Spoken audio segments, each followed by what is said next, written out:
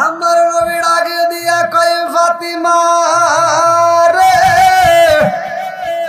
ও ফাতিমা,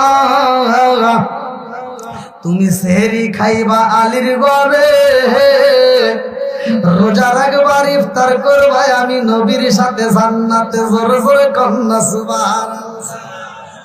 আমার নবী রাহমাতাল লিল আলামিন নবী ডাক দিয়া কয় ফাতিমা, তুমি সেহরি খাইবা আলীর ঘরে মা, আর ইফতার করবা জান্নাতে আমি নবীর সাথে। আল্লাহু আকবার কর।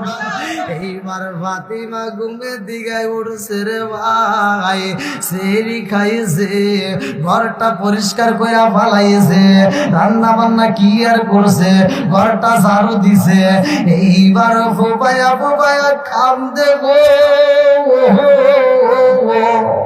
হযরত আলী রাদিয়াল্লাহু আনহু নামাজ পড়া বাড়িতে আইসা ফাতিমার কান্নার আওয়াজ পায়া ডাকে দিয়া কয় ফাতিমা, তুমি কেন কান্দো?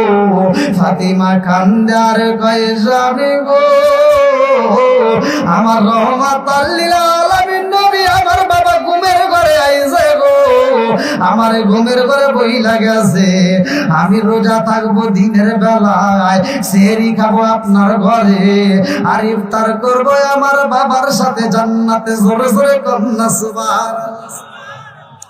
আরে এই কথা যখন স্বামী শুইনা বালাইছে,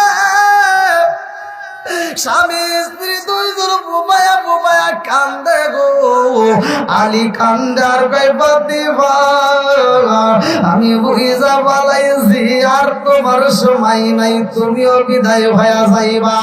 দুইজনের কান্নার আওয়াজ যখন ঘরের ভিতর চইয়া যায় রে ভাই, এইবার ইমাম হাসান হুসাইন পাগল হইয়া যায়। আল্লাহু আকবার কম।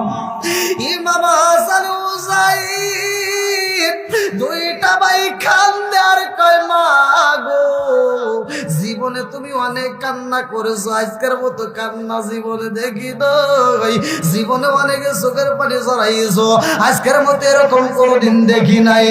মা গো কেন কান্দো জানতে চাই। এইবার খাতুনে জান্নাত মা ফাতিমা ডাক দিয়া কয় বাবা হাসান হুসাইন, আর দেরি কইরো না, তোমার নানার রওজার পাশে যাও। আল্লাহু আকবার। হাসান হুসাইন দুইটা ভাই নানার রওজার পাশে দাঁড়ায়া সালাম দিয়া কান্দে আর কয় নানা রে,